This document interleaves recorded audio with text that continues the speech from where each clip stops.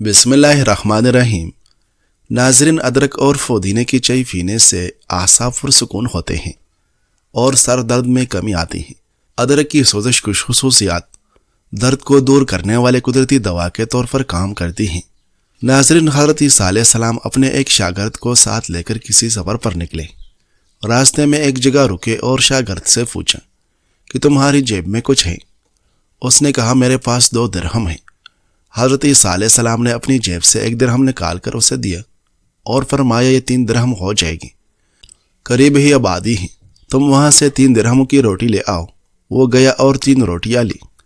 راستے میں سوچنے لگا کہ حضرت عیسیٰ علیہ السلام نے تو 1 درہم دیا تھا اور 2 درہم میرے تھے، جبکہ روٹیاں 3 ہیں۔ ان میں سے آدھی روٹیاں حضرت عیسیٰ علیہ السلام کھائیں گے اور آدھی روٹیاں مجھے ملے گی، لہٰذا بہتر ہے کہ میں 1 روٹی پہلے ہی کھا لوں۔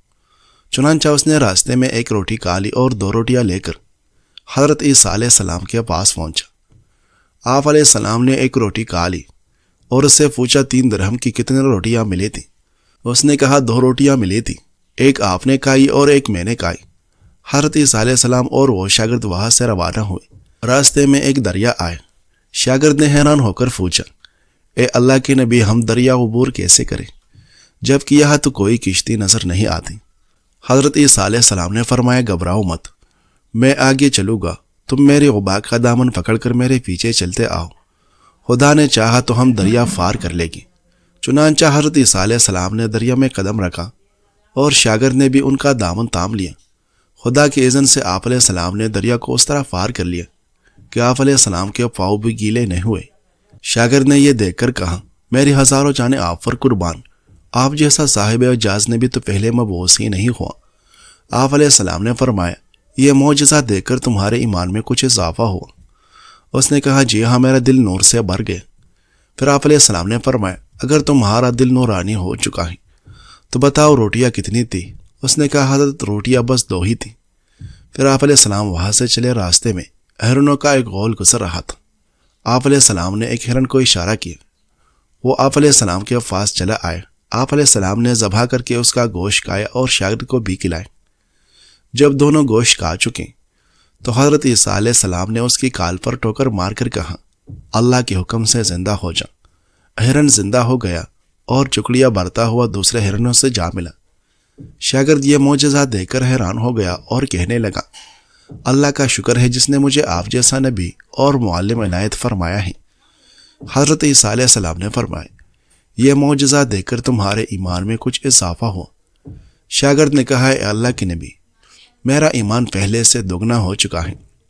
آپ علیہ السلام نے فرمایا، پھر بتاؤ کہ روٹیاں کتنی تھی؟ شاگرد نے کہا حضرت روٹیاں 2 ہی تھیں۔ دونوں راستے چلے گئے۔ ایک پہاڑی کے دامن میں سونے کی 3 اینٹیں پڑی تھیں۔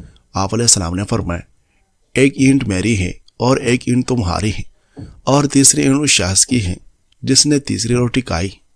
یہ سن کر شاگرد شرمندگی سے بولا، حضرت تیسری روٹی میں نے ہی کھائی تھی۔ حضرت عیسیٰ علیہ السلام نے اس لالچی شاگرد کو چھوڑ دیا اور فرمایا، 3 اینٹیں تم لے جاؤ۔ یہ کہہ کر حضرت عیسیٰ علیہ السلام وہاں سے روانہ ہو گئے اور لالچی شاگرد اینٹوں کے قریب بیٹھ کر سوچنے لگا کہ انہیں کیسے گھر لے جائے۔ اسی دوران 3 ڈاکو وہاں سے گزرے۔ انہوں نے دیکھا کہ ایک شخص کے پاس سونے کی 3 اینٹیں ہیں۔ انہوں نے اسے قتل کر دیا اور آپس میں کہنے لگے کہ اینٹیں 3 ہیں اور ہم بھی 3 ہیں، لہٰذا ہر شخص کے حصے میں 1 اینٹ آتی ہیں۔ اتفاق سے وہ بھوکے تھے۔ انہوں نے ایک ذاتی کو پیسے دی اور کہا کہ شہر قریب ہے، تم وہاں سے روٹیاں لے آؤ، اس کے بعد ہم اپنا اپنا حصہ اٹھا لیں گے۔ وہ شخص روٹیاں لینے گیا اور دل میں سوچنے لگا، اگر میں روٹیوں میں زہر ملا دوں تو دونوں ساتھی مر جائے گی اور 3 اینٹیں میرے ہو جائے گی۔ ادھر اس کے دونوں ساتھیوں نے مشورہ کیا کہ اگر ہم اپنے اس ساتھی کو قتل کر دیں تو ہمارے حصے میں سونے کے 1.5 اینٹ آئے گی۔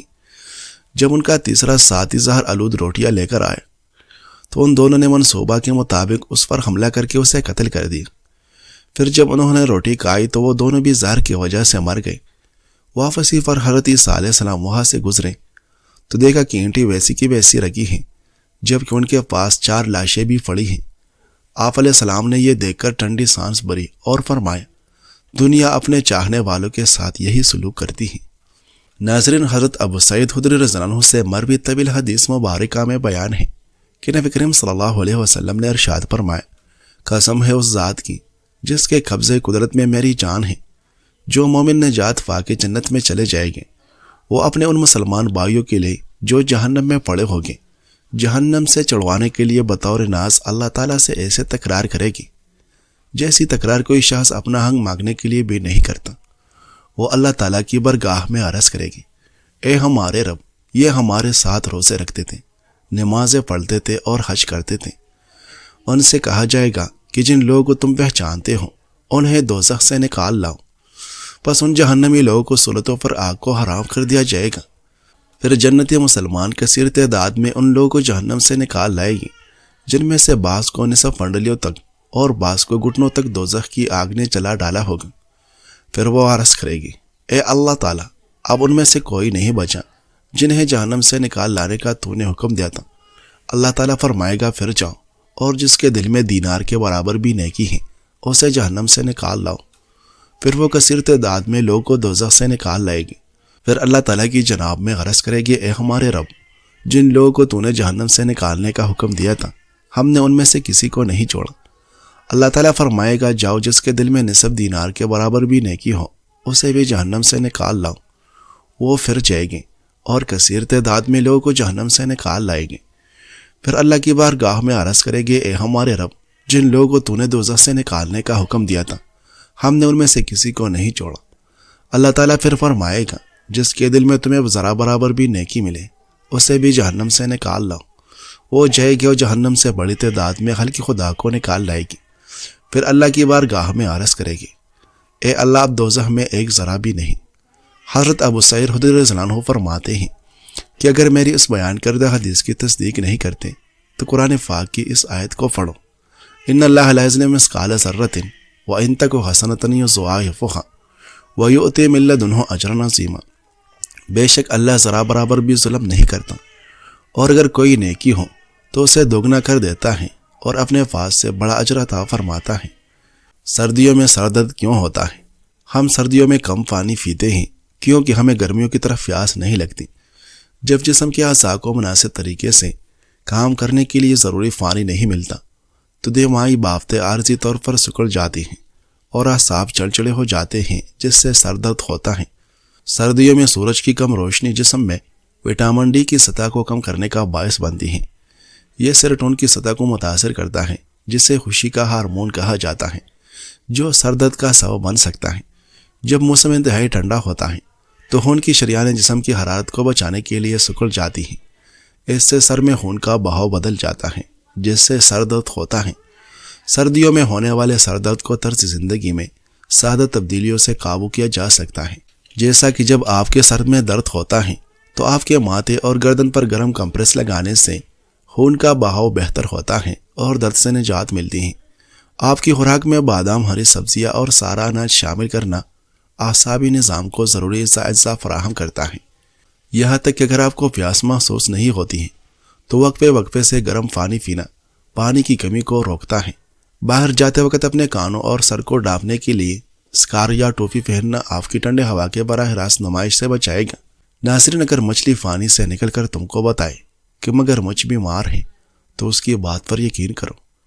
یہ جملہ بہت گہری فکری پیغام رکھتا ہے اور ہمیں زندگی میں صحیح خبر، صحیح انسان اور صحیح سوچ کی پہچان سکھاتا ہے۔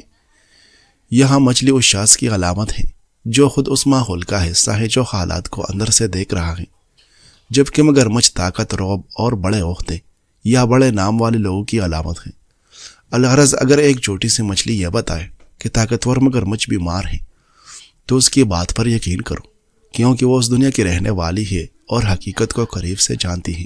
اس جملے کا اصل مطلب یہ ہے کہ طاقتور لوگ ہمیشہ مضبوط نظر آتے ہیں لیکن اندر سے کمزور بھی ہو سکتے ہیں، اور ان کی اصل حالت عام لوگوں کو نظر نہیں آتی۔ جو لوگ نظام کے اندر ہوتے ہیں وہی اصل حقیقت جانتے ہیں۔ یہ جملہ ہمیں یہ بھی بتاتا ہے کہ ہر چھوٹا شخص کم علم نہیں ہوتا اور ہر بڑا شخص ہمیشہ ٹھیک نہیں ہوتا۔ اصل دانا یہ ہے کہ بات کرنے والے کی حیثیت نہیں بلکہ اس کی معلومات کی سچائی کو دیکھ